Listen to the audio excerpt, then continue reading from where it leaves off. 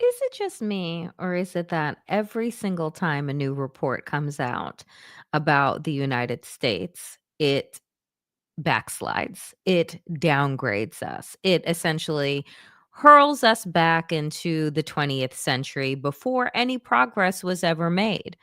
And I'm certain that every time that these reports come out, that MAGA is just applauding because, they love the 1950s. They love, fuck it, they love the 19th century.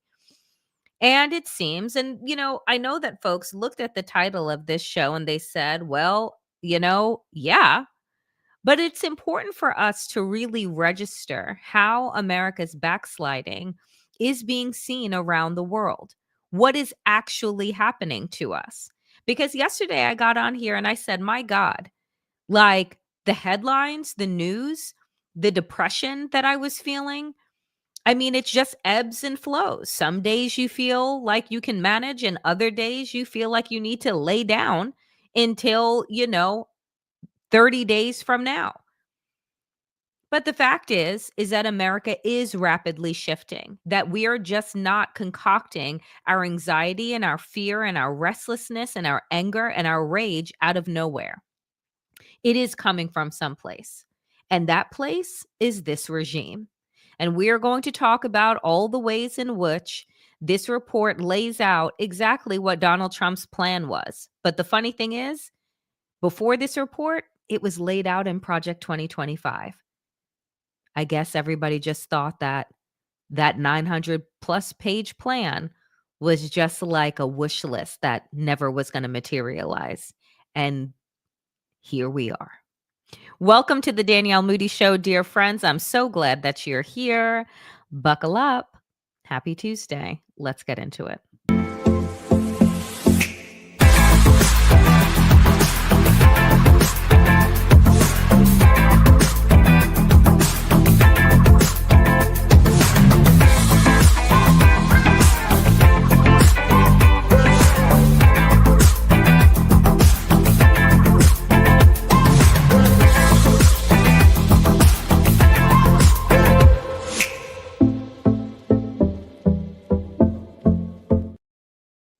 Hello, dear friends, and welcome to the Danielle Moodie Show. I am so glad that you all are here. We begin today with this. This is a headline from Time Magazine about the report that came out today. U.S. showing signs of rapid authoritarian shift. Civic Freedoms Report warns. And here is what they say. The U.S. is showing signs of undergoing a rapid authoritarian shift as civic freedoms in the country decline following Donald Trump's return to the White House. A group that tracks the status of such liberties and the threats they face around the world is warning. Civicus, an international network of civil society groups that advocates for stronger civil liberties, downgraded its assessment of the U.S. civic freedoms from narrowed to obstructed in a new report on Tuesday, months after it added the country to a global human rights watch list earlier this year. And they go on to say this. Long established democracies are showing signs of rapid authoritarian shift marked by weakened rule of law and growing constraints on independent civil society. Argentina and the USA exemplified this trend, the report said. Civicus, in collaboration with 20 other civil society partners, assesses countries' current state of freedom with 5 categories: closed, repressed, obstructed, narrowed, open. The narrowed label, which the U.S. was previously classified under, is applied to countries where the group find that people are generally able to exercise their rights of expression, free speech, and assembly, but there are some attempts to violate these rights by the government. And here's what I want to say before I move on. It wasn't that long ago, like in my lifetime, where the United States was, in fact, that beacon on a hill, where the United States, for many places around the world, was the country that you wanted to come to, right? Waj and I talk about it, talk about our families on Democracy-ish, and how immigration laws allowed for our families to come to the United States to make a home here, right? To add to the beauty and the diversity and the innovation of this country. And we know that there have been periods of time when certain groups were restricted from coming to the United States, always based in discrimination, bigotry, and racism. But the fact is that the United States has been sliding, and it isn't. It is Donald Trump that began, right, this slide. But I often argue that had we held, right, other administrations accountable for crimes that they committed, whether international or domestic, then Donald Trump would have never have risen to power, and we wouldn't be in the situation that we're in. The fact is that America has always had incredible PR, right? We are like the public relations capital of the world. We spin stories and talk about how amazing we are, how excellent we are, and how everyone that lives here should just be grateful for the fact that you were born in the United States when you could have been born anywhere in the world. But that idealism, that picture that has been painted, that was notoriously one based in a lot of lies and bullshit, that picture is becoming marred for a majority of Americans living in this country, many of whom, right, are those that have the financial means to, are beginning to consider other places to live because the American dream is a myth at this point. And we're going to talk about that throughout the show.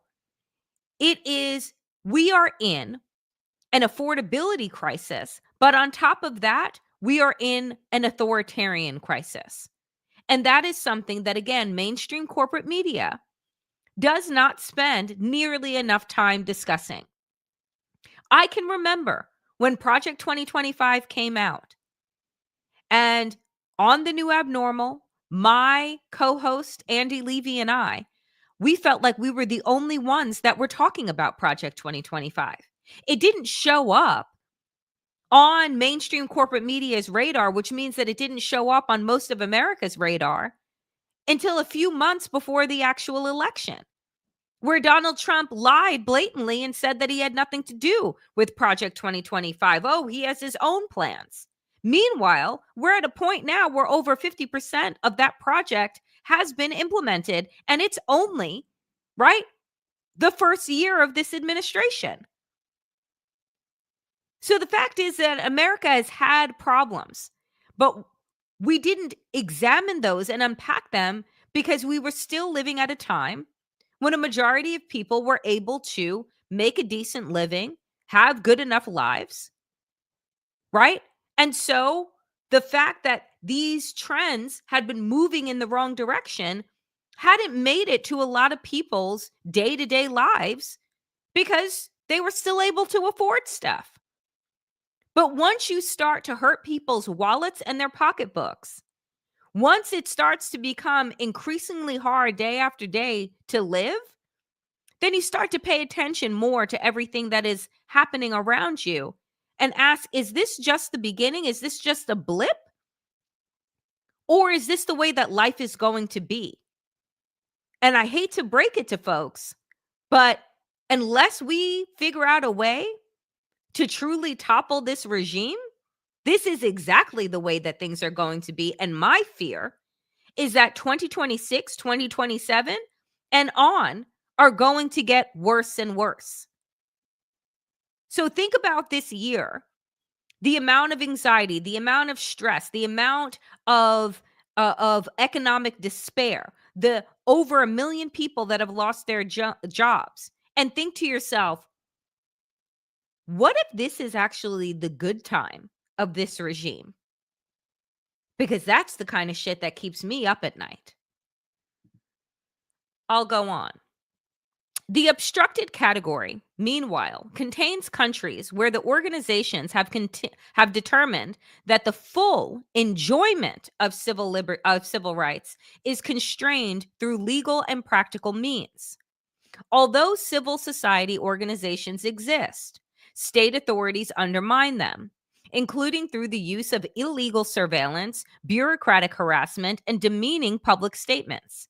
Civicus writes in its description of the label, citizens can organize and assemble peacefully, but they are vulnerable to the frequent use of excessive force by law enforcement agencies, including rubber bullets, tear gas, and batons. And we know this to be true, folks, right? We have watched as priests have been shot with rubber bullets. We have watched as students have been disappeared off of the streets and thrown into detention centers, all for writing op-eds or exercising their right to protest. We have learned that immigration organizations have been compromised, their signal chats compromised by the FBI. So while these institutions may still exist, they are being called out day in and day out. America is really just a democracy in name only, because now we know that ICE's operations are expanding to our social media platforms, that Donald Trump is telling folks at the FBI and the Department of Justice to create a list of people he deems to be antagonizers or anti-American, meaning that anyone that is anti-Trump is seen as anti-American. I consistently tell you all here that I will continue to speak out. I will continue to do this work so long as I have a microphone. But the probability of me continuing the ability to speak out in this coming year as Donald Trump's authoritarian regime escalates, oh, it's getting slimmer and slimmer.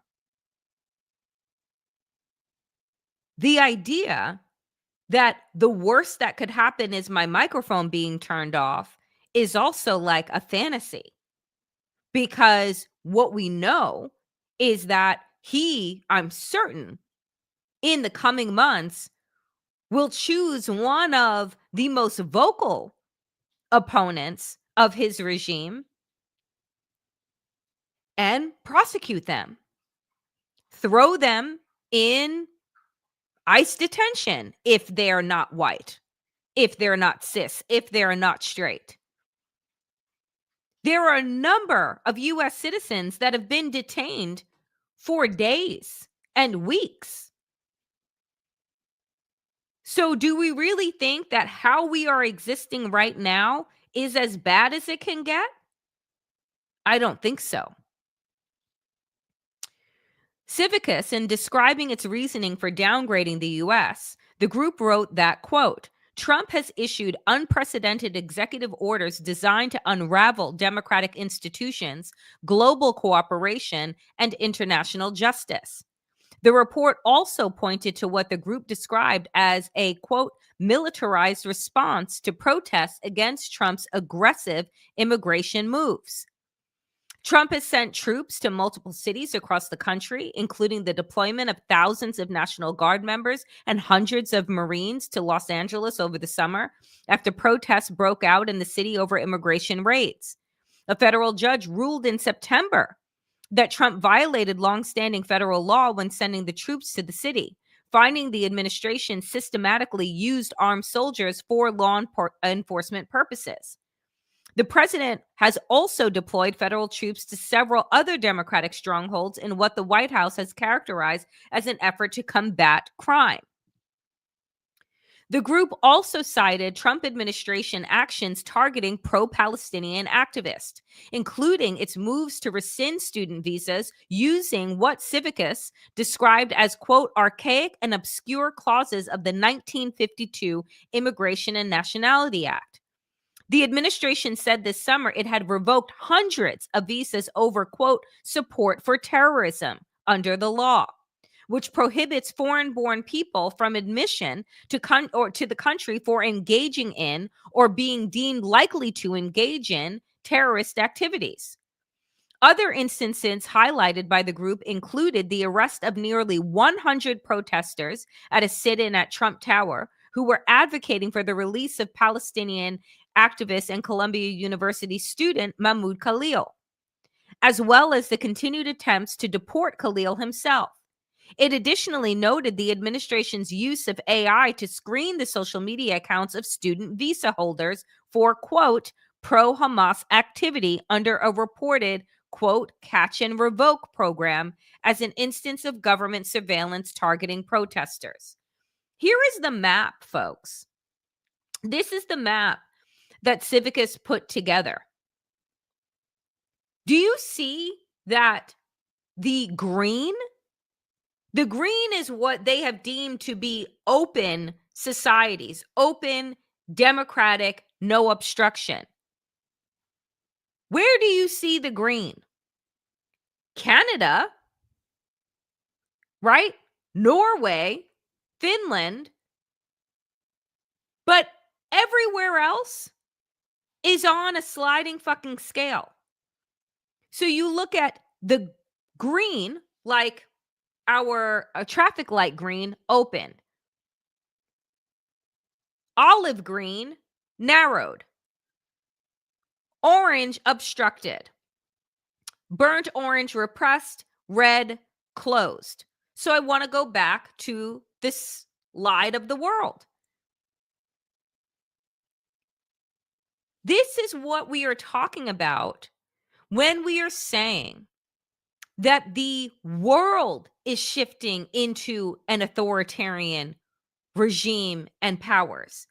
It isn't just inside of the United States, but the United States was the most powerful country that had held that label of democratic stronghold, that it no longer is. How much longer? Again, we shifted from narrow to obstructed, folks, in 11 months.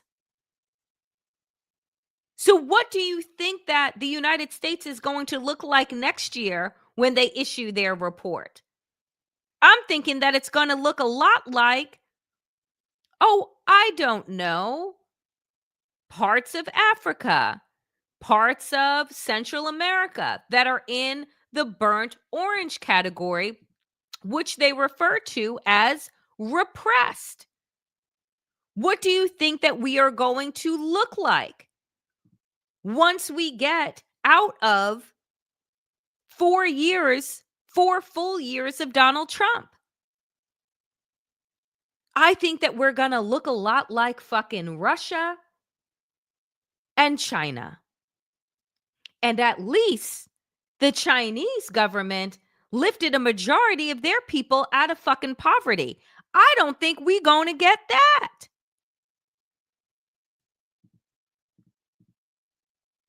And take a look at this. Here is where we look at the ratings changes: open, narrowed, obstructed, repressed, closed. Gabon, Mauritania, which I totally didn't pronounce right, Senegal, they've all moved up. That's kind of the place you want to be, where you are upgrading, right? Where your governments are shifting to be better. But look at the downgrades, folks. The United States, France, Germany, Italy, these are our allies. Switzerland has moved from open to narrowed. I mean, Israel, I don't even know why Israel is in the burnt orange space. It should just be blood red for all the blood that they have shed over the last 2+ years in Gaza. I say that to say, folks, that the United States is in trouble, which you all know, which is why you're here. But oftentimes when I said, like I said yesterday, I want to get the fuck out of here. There are days when I'm just like, you know what? It's time to go. And then now I'm looking at this map and I'm like, to where exactly? Because it's not as if everyone is so open and loving to Black people. So, how did we get here? Let me tell you something. So, yesterday, I went through and broke down all the ways in which the MAGAfied Supreme Court is going to, you know, do away with a century of precedent as it pertains to birthright citizenship. And I want you to take a listen to Donald Trump and what he thinks about birthright citizenship, because this shit is wild. And again, I laid it out clear for you what the 14th Amendment says.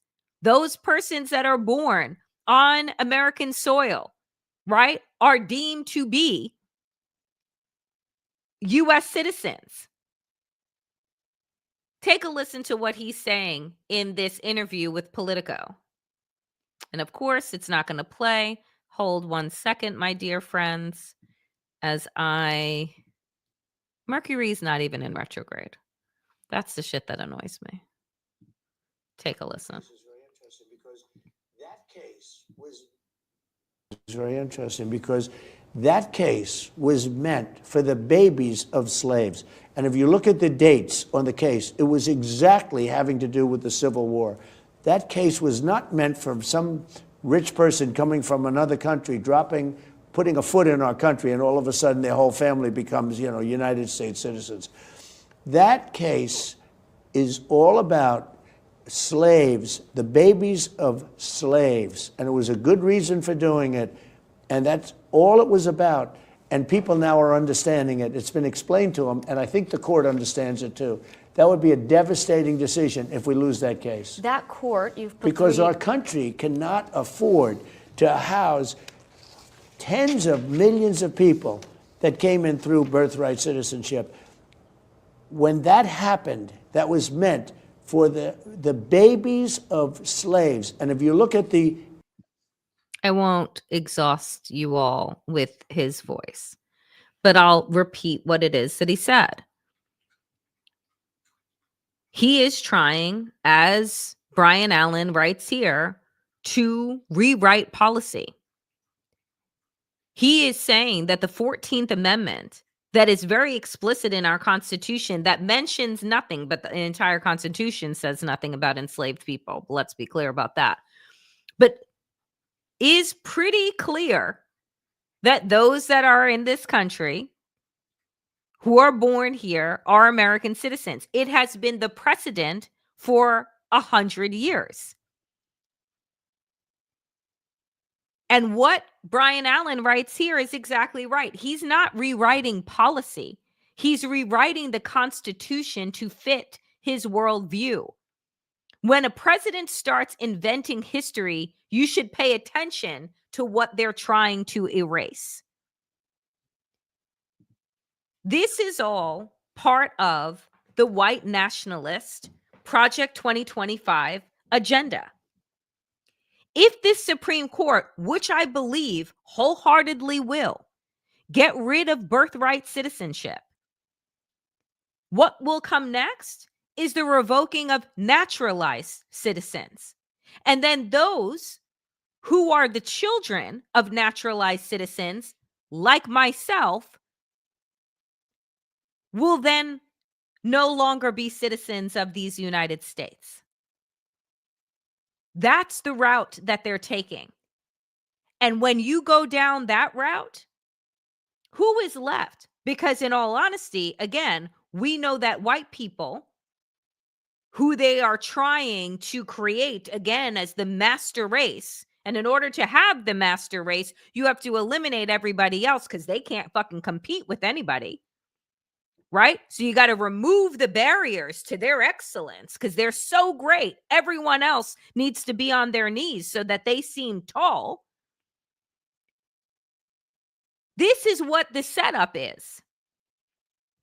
And they wrote it out in Project 2025. And yet everyone is fucking shocked that this is where we are and keep thinking. And I don't, and again, folks, I don't know what it is. I don't know if it's that the truth is so hard to comprehend that the grief that comes with realizing where America is just so hard to comprehend that people are holding on to this fantasy that the Supreme Court, this MAGAfied court, gives a fuck about the Constitution or the people of this country. They're holding on to this belief that the institutions are going to hold like a child holds on to a safety blanket. Let me be the one to tell you, the blanket doesn't provide safety. Let me be the one to tell you that Santa Claus does not exist. These institutions were only as strong as the people that we appointed, elected to uphold them. And as soon as Donald Trump became president of these United States the first fucking time, our institutions began to fall. And that once again also shows you that if one man could take down 250 years of democracy, then doesn't it beg the question of what we've been doing for the last 250 years as to why it hadn't been strengthened and protected and instead just assumed that it would continue to exist? That's the question that I ask. And then you want to also know, why are we backsliding right now? Well, I'll play you another clip. Maybe it's because this president is really invested in, pardoning criminals. You pardoned former Honduran President Juan Orlando Hernandez and let him out of prison, even though he was convicted in a massive international drug trafficking scheme. How is that zero tolerance on drug trafficking? Well, I don't know him, and I know very little about him, other than people said it was like a Obama-Biden type setup, where he was set up. He was the president of the country. The country deals in drugs like probably you could say that about every country. And because he was the president, they gave him like 45 years in prison. And there are many people fighting for Honduras, very good people that I know, and they think he was treated horribly, and they asked me to do it, and I said, I'll do it. Do you think that could send the wrong message to No, drug I don't dealers? think so. Look, I think, when you weaponize government, they've weaponized their government just like they did over here. I'm one of the people that survived, but they weaponized the government. We had the most weaponized government. Our election was rigged. They went after me. I was impeached. Birds of a fucking criminal feather flock together. Donald Trump's issuing pardons like party favors.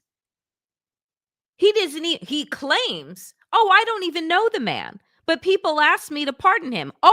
Other criminals that benefited from the drug trafficking ring that he was running out of his presidential offices in Honduras? It was a global investigation. But Donald Trump is like, well, if you come after a president of the if you come after a president of any country, then it's my job as the criminal in chief of the world to ensure that that person is pardoned. He wants to talk about, drugs this, drugs that. And every report comes out and says, this man flooded America with cocaine. Donald Trump says, he was convicted under Obama, so whatevs. And then there's this one who continues her rebrand. And again, why is America in the category of a backsliding, of a obstructive democracy? Well, you know, even a broken clock is right twice a day. Take a listen, right, to Marjorie Taylor Greene. President Trump about this. Can you tell us a little bit more about what his reaction was to these threats? Yeah, it was shocking to me. I sent those death threats directly to him in a text message and informed him of what his name calling and words were doing, the direct result. And it was a direct assassination threat on my son. And he was extremely, I won't repeat what he said, but it was extremely unkind. No sympathy, no care. I'm just wondering, and I mean, obviously it would be good to hear what he said, but do you feel like you were duped? I mean, as you reflect on this moment and these attacks against you, you have been such a staunch supporter and ally of President Trump. Do you feel like you were duped by him? I feel, maybe I don't know if I would use the word duped. I feel I think it's unfortunate for the entire country. Unfortunate for the entire country that Donald Trump has turned on Marjorie Taylor Greene, who herself, by the way, spent her entire career up until, checks watch, a month ago, literally standing on the tarmac for Donald Trump, wearing her full MAGA regalia on the House, and when told that it was political and against the dress of the Capitol, of the floor of the House, she said, "Let them throw me in jail." And now we're all of a sudden, like, that line of questioning, do you feel duped? She's a fucking liar. But the fact is that she is now reaping what she sowed. She's the one that followed a child around Capitol Hill, David Hogg, when he was a child, with a fake gun to taunt him about Parkland. She was the one that said that Democratic opponents should be killed. She was the one that was calling for a national divorce or a civil war because we couldn't possibly figure out common ground. And now that the beast that she stoked, that she fed, turned on her, she collected her $25 million, her pension for life, and decided to skedaddle on out of there. It's wild to me. But again, these are all of the pieces that lead to America now being an obstructed democracy. And Marjorie Taylor Greene played a hand in that. That's how she was elected.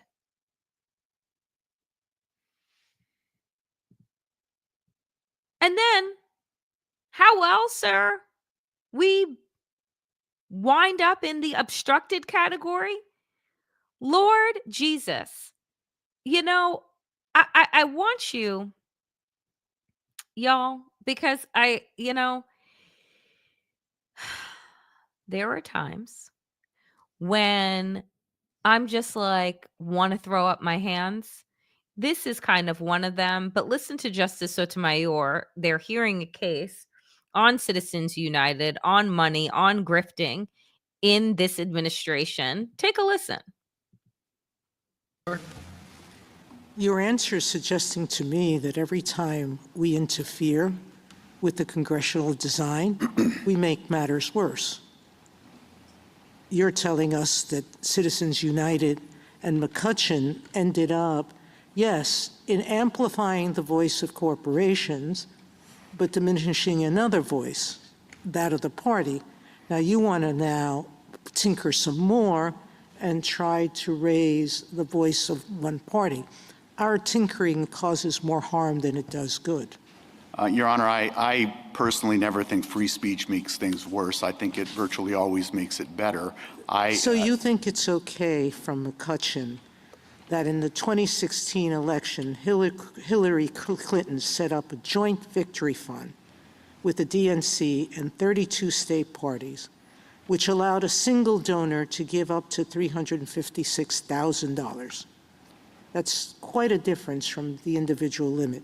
In 2024, Donald Trump's campaign launched a joint fundraising operation with his own leadership PAC, the RNC, and 40 state Republican Party committees that saw donations of up to $814,600. And because of the disclosures, he knows exactly who gave all that money. I'm not picking on Donald Trump. Joe Biden's Victory Fund, together with the DNC and the party committees of all 50 states, raised up to $1.3 billion. And now you want to say, we want to take, because once we take off this coordinated expenditure limits, then what's left? What's left is nothing. No control whatsoever. What's left is nothing. No control whatsoever. And that is exactly what Citizens United set off. Money in politics. When you look at all of the damage that has been done since that case, which is what now, 15 years old? The damage that has been done to our democracy. Because we now, and she laid it out. She wasn't just looking at Donald Trump. She was looking at the way that Hillary Clinton was able to raise money, the way that Donald Trump was able to raise money, the way that Joe Biden was able to raise money. She would go on to say that then in the Trump regime, that those that were the highest donors were given plum positions, and then says, how is this not a quid pro quo? How is that not a giant do me a favor, though? Because when corporations, right, connected to candidates are allowed to have a greater voice and influence, then guess what? Our fucking needs don't matter. And that's exactly the position that the United States is in right now with our economy and our affordability fucking crisis. They don't care about the poll numbers that are coming out every day that has Donald Trump in the toilet, because his approval rating with his donors and the top 1% is at an all-time high. And that's who you care about. And so as those people continue to grow their wealth, which when you look at the numbers of how Bezos, Zuckerberg, Musk, and others have increased their wealth in just the 11 months that Donald Trump has been in office, it's by hundreds of billions.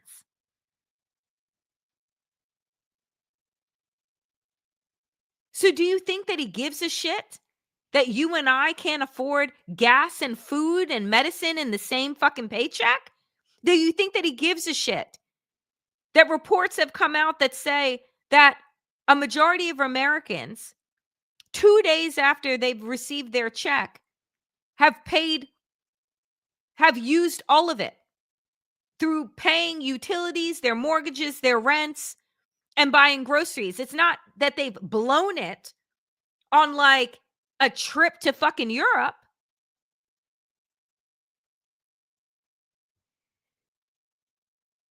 So you look at all of this, you take it one by one by one. And I honestly don't even know how we're just in the obstructed category. But I guess it's because we still have these institutions. We still have a supposed Supreme Court, even though they've been bought. Look now at what has happened with the American farmers, the ones, that voted overwhelmingly, the white farmers, for Donald Trump, that absolutely fucked them.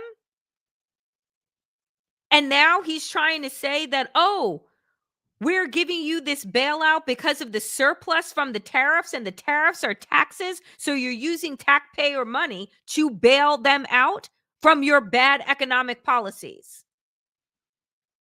Folks, it's absolutely, you know what the word is, infuriating.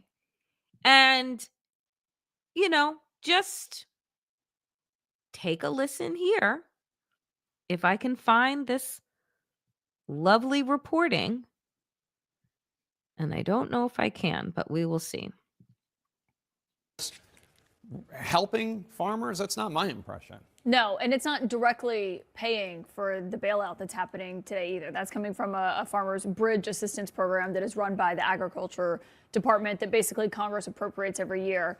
But what the president was saying was that because they are making money from the tariffs, they being the United States federal government, that is being used here to help bail out these farmers. But actually, Jake, it's obviously ironic given the reason these farmers need this federal assistance from the government is because of the president's trade policies. And so this is a tacit acknowledgement that is what is happening here, and that's what's playing out. It's that his policies are the reason some of those farmers who are at the table today do actually need this help. And this is, something that the president did twice in his first term in office and is now doing again. And I asked his Labor Secretary, Brooke Rollins, about this when we were at the White House. She was doing some media after, if it is an acknowledgement that their policies are hurting farmers. And she basically rejected that. She echoed what the president had said earlier, blaming the Biden administration. But what the farmers have made clear is that they actually don't want government bailouts. They don't want the federal government having to help them. They would like to just be able to conduct trade. But obviously, as a result of this is how it's played out. The other part of this, and the president talked about today with his conversation with President Xi of China, is they promised to buy all these soybeans and whatnot from the United States. They also did that in Trump round one, and they didn't live up to their promises. They didn't even come close to it. And so I asked if they were concerned that could happen again, and Secretary Rollins said no, but that's a big question. So today you have bobblehead Barbie going around spewing Donald Trump's lies and talking points about the meeting with President Xi of China and saying that, oh, well, wonderful news. The Chinese have decided to start buying soybeans again, which, by the way, we're out of fucking season for. So none of that would happen until when exactly? And saying that, oh, we've struck another deal with China. And here is Caitlin Collins saying, well, you struck a deal before with China, and China then decided to back out of that deal. So how certain are you that the farmers are going to get back on track? And by the way, they are hundreds of billions of dollars in debt, and Donald Trump is throwing out $12 billion. Who is that going to help? It is a Band-Aid, which is what I said yesterday and what economists have been saying. It does not fix the problem because the problem is Donald Trump's tariffs. And while they still, 11 months into their fucking administration, want to talk about how bad of an economy they were handed from Joe Biden, the truth continues to haunt them that they can't run from, that their policies just, suck. And so here it is, and I'm going to play this sound for you, and it's not the best sound, but I want you to take a listen because what is being said here is really important with regard to the healthy economy that they received and what they destroyed in the last several months and what it is that is going to happen moving forward. So take a listen. That's not the case for the rest of the country. These numbers are from Bank of America, and they show that while inflation is at 3%, middle-income households, their pay as of November was only up by 2.3%, so trailing the rate of inflation. And it's even worse for low-income households, where their pay is only up 1.4%. So that's less than half the pace of inflation. So for a lot of people, if it feels like they can't keep up with higher prices, it's because they literally can't, at least according to this research. And All of that does help explain some of the sentiment around the economy, right? Consumer confidence is very low, near all-time lows. And this poll from Gallup shows that just 27% of Americans say the economy is getting better. That's down from the prior month. In fact, this is the lowest level in about a year and a half. Far more, Brianna, say that the economy is getting worse. 68% of those polled say that the economy is getting worse. Inflation is at 3%. Wages, right? Wage increases are at 2.3% for middle income and at 1.4% for lower income Americans. We can't keep up. So if you feel like a hamster on a fucking wheel, it is not because of you being a failure or not working hard enough. It is because you literally can't keep up with the destruction that Donald Trump is doing. And again, I say, dear friends, this is actually going to get worse because on top of which, right, we have the healthcare subsidies that are getting ready to expire at the end of this month. Josh Hawley, remember him giving the proud fist up to the insurrectionists on January 6th and then running for his life?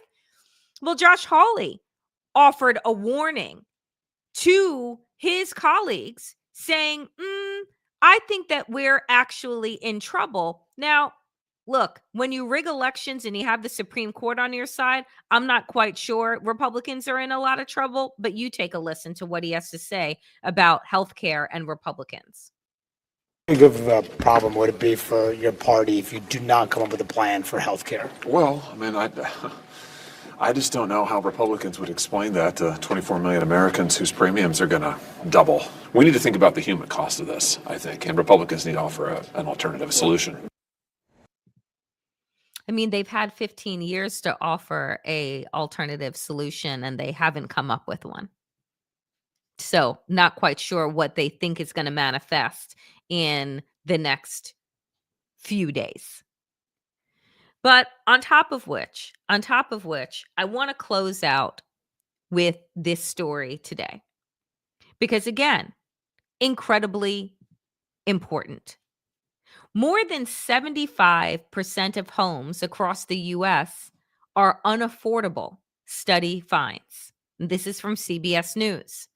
Home ownership is increasingly out of reach for most U.S. families as the gap between people's earnings and home prices widens, according to a new analysis. More than 75% of homes across the country are unaffordable for the typical household, Bankrate said in a report. The personal finance firm defines a home as affordable if the annual housing costs do not exceed 30% of a household's income. Only a sliver of the housing market is affordable to the typical household, Bankrate data analyst Alex Gailey told CBS News. That's when home ownership starts to feel less like a common middle-class milestone and more like a luxury. Experts emphasize that the ability to buy a home, long viewed as a pillar of the American dream, is critical for building wealth. But high home prices, driven in part by a nationwide shortage of affordable housing, have made that difficult for many Americans. It's left the average American household with far fewer homes than they can afford, and we haven't been building at the rate we should be. Figures from the National Association of Realtors show that only 24% of housing sales last year were by first-time homebuyers, down from, folks, 50% in 2010. 50% of the homes bought in 2010 were from first-time homebuyers, meaning that they had the resources to put down the 20% in order to buy a home. 15 years later, that number is cut in fucking half. How is that not a 5-alarm fire? The U.S. needs 4.7 million housing units to keep up with demand, according to a July analysis from Zillow. In 2024, the latest data for which figures are available, the median household income in the U.S. after adjusting for inflation was nearly $84,000, according to census data. That is far less than the $113,000 in annual income needed to buy a typical home, which now costs around $435,000, according to Bankrate. The article would go on to say that in the most expensive cities like New York, San Francisco, LA, that you need to make upwards of $200,000 a year in order to be able to afford a home that is $500,000. Now, here's the gag. Please point and show me where there is a home in New York City for $500,000, because that doesn't exist. We are in a crisis. We are in a crisis. And Donald Trump has just begun to exacerbate that crisis that we have been in, steadily in. If you're telling me that the last time 50% of home buyers were able to do a 20% down was 15 years ago. It's a crisis that has been creeping and been largely ignored. But now that Americans are feeling a considerable amount of economic pain and strain, and Donald Trump is only creating policies to make things worse while making himself and his friends and family richer, folks, it's a recipe for disaster. Or what I like to say and think is that it's potentially a recipe for a revolution. But only time will tell. That is it for me today here, friends, on the Danielle Moodie Show. It is Tuesday, which means that it is time for Town Hall Tuesday with the last 10 minutes of the show. Hold.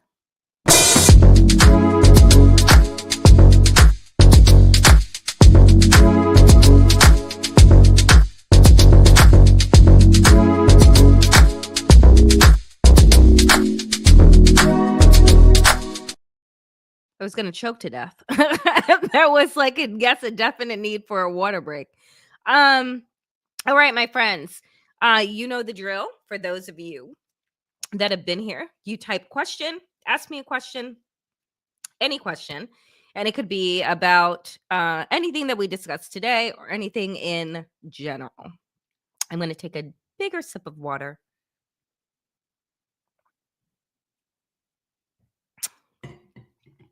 Okay, I feel better. Question.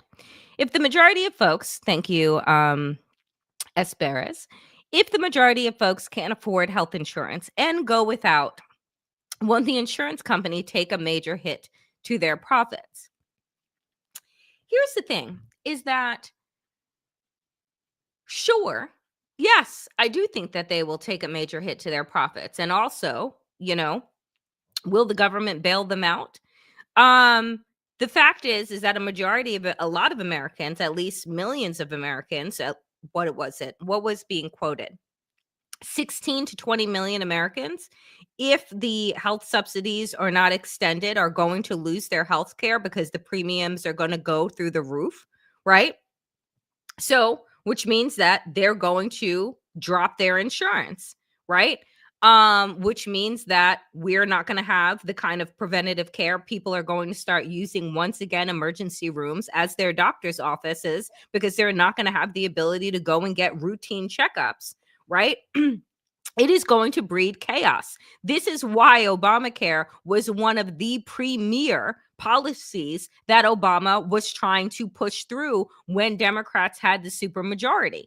Now, do I think that they went far enough? No. But Donald Trump is getting ready to roll all of that shit backwards, and that is going to spell disaster. Disaster. Oh, dear. Pass the joints. What did you think about the Diddy doc flick? Let me tell you, Pass the joint. I did not watch it. Everyone around me watched it. I don't know if I want that shit on my spirit. I've seen enough clips. I followed the case, and I don't know if I want to sit down and watch 4 episodes of this monster. I mean, it is clear that he was called for the murders of Tupac and Biggie, that he most likely, probably, allegedly killed his ex, Kim Porter, on top of, right, like the deep insecurities, the violence towards women. I mean, it's reprehensible. So I don't know if I want it on my spirit, to be honest. I will say this. Do you know what I did watch that I actually enjoyed, which was the Eddie Murphy documentary on Netflix? I watched that over the weekend, and I thought that it was fantastic. Like, one of my friends, she was just like, it was just a puff piece. It's like, how great is he? How great is he? It didn't really give us anything that we didn't know, but I didn't know a lot about Eddie Murphy's like full career. Like, I know the movies that I've seen and the stand-up, but I was like, a baby, and in some aspects of his career, like not born yet. And so it was kind of exciting for me to see. So if you want something that actually makes you feel good, watch the Eddie Murphy documentary, because I thought that was good. Purpose question: do you think Melania is in the Epstein files? 100%, I do. Donald Trump, they met on Jeffrey Epstein's plane. Yeah, she's in there. Question: are you planning on expatriating? I am doing all the research like everybody else is, because I do not think that America is going to be safe. I think that 2026 and onward is going to be increasingly violent and restrictive. And a part of me wants to be able to get out while we still can, with what it is that I have. But so am I planning to? No, I'm consistently like planning to stand up, fight, and do the work here. But do I have like a side plan, like a parallel plan? Yes. And I think that everyone fucking should, who has the means to.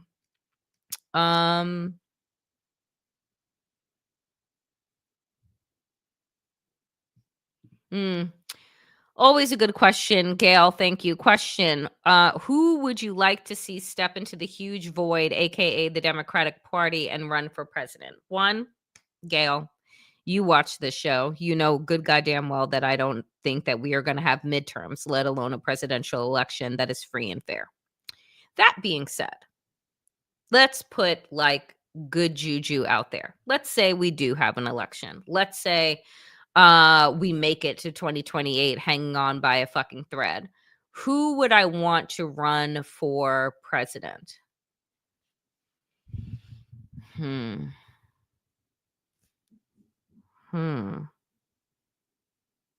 don't know. I got to be honest with you. Whoever it is, they would need to be more aligned with democratic socialism and progressive policies than anybody that I have seen that has national appeal right now. So who I don't want to run, Gavin Newsom. I like JB Pritzker. I don't want him to run either. Right. I don't want middle of the road, centrist white men to be running the country. So right now I really can't think of anyone that I believe is a shining star that would have national appeal. But I think that the more that people hurt in this country, the more likely they are to open up their eyes to realizing how screwed capitalism is and how fucked they have been in putting their tax dollars towards things that don't help them, right? And electing people who are crooked and don't help them. I got to think about that more. No one comes to mind, to be honest, which says a lot.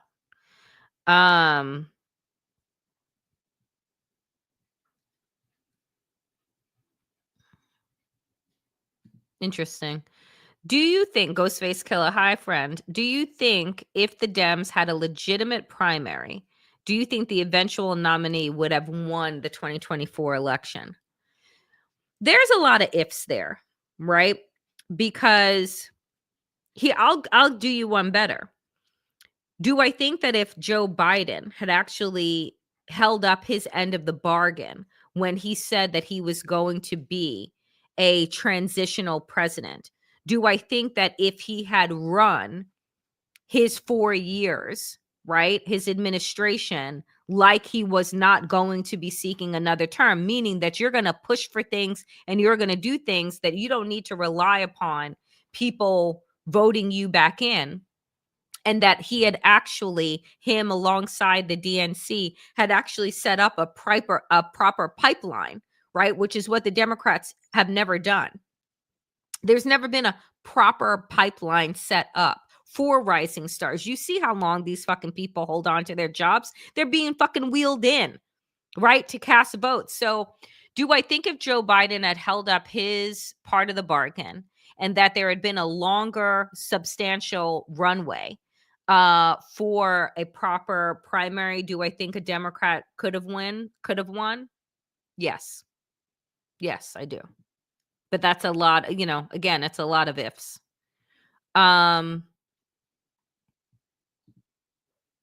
Yeah, this question, Gatomania, I don't know.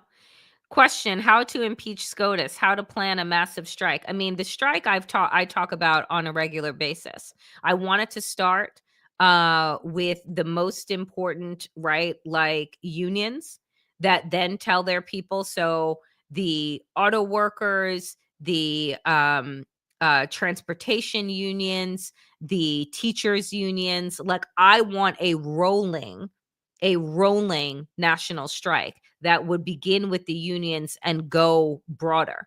But impeaching SCOTUS, yeah, I don't know. Question, do you have a favorite holiday tune?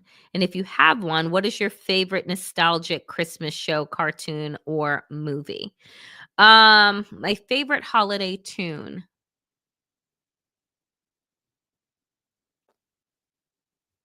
I'm going to say that it's Silent Night. I love Silent Night.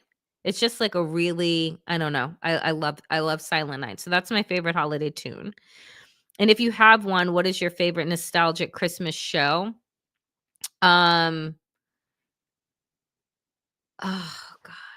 Nostalgic Christmas show. So you're saying like what in my childhood? Cartoon, I will tell you, The Land of Lost Toys. Like what was that in? Rudolph and like the claymation Rudolph. That I love. The claymation like cartoons back in the day for the holidays. I used to love as a kid. But like a more modern favorite like holiday movie, The Best Man Holiday I love, but it's depressing. I just rewatched The Family Stone and cried the entire way through it. So I like a mix of like the dramatic like family, Christmas movies and then like the rom-com stuff. Now, Gus. Question, does Jasmine Crockett have a real shot at winning a Texan U.S. Senate seat? Do you see the vitriol that she's getting right now to have, and all she has right now is the audacity to run for the Senate in Texas? No, I don't think. As so long as Greg Abbott is the governor of Texas, so long as they have gerrymandered everything to hell there. Do I think that a Black woman as unspoken and as unapologetic as Jasmine Crockett is can win a seat in that state? I don't think so. But I think that what is more important to me is that she try. What's more important to me is that she brings national attention and begins the chipping away that is necessary in these super red states. It isn't about just winning something the first time around. It's about creating the long inroads into the possibility that there will be a pathway one day to winning that state. So I think that what she is doing right now is incredibly important. But do I believe that Texas would elect, I think sooner pigs would fly.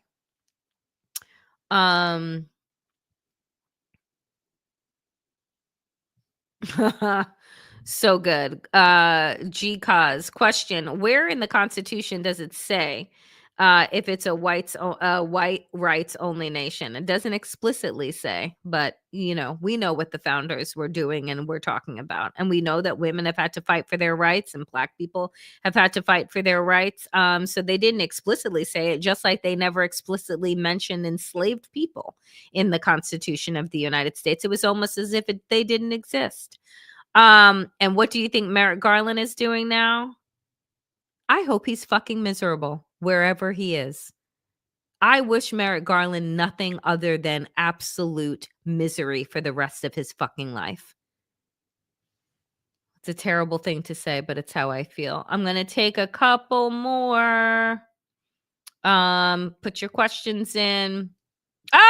Yes, that was exciting news today. Did you see that Asia Wilson won Time Athlete of the Year over Donald Trump? You think he's mad? I was so excited for Asia Wilson today. For folks that do not know, Asia Wilson is the face of the WNBA, and she broke countless records last season with becoming 4-time MVP of the league, 2-time Defensive Player of the Year. She won for the 3rd time the championship with the Las Vegas Aces. She was the MVP of the championship. And she dropped her shoe line this year, A1s with Nike. I mean, she's had an extraordinary 2025, and I could not be more excited for her.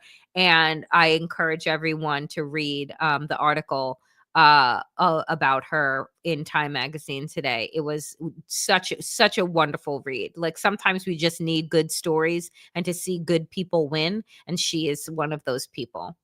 So yeah, thank you for bringing that up. All right, last question. When Trump is gone and the left has control again, how will we be able to put Russia and Saudi Arabia back in their place? They won't go back without a fight, I fear. Well, one, I fear that Donald Trump is never going to be gone. I mean, I know that I say he's unwell, but I mean, when I say that, I don't know if Trumpism will ever be gone.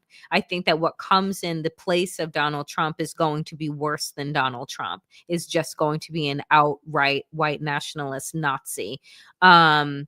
And that is where my fear is. Do I think that the left is going to get control again? Not with this Supreme Court, not with this gerrymandering map, not with them outright stealing elections.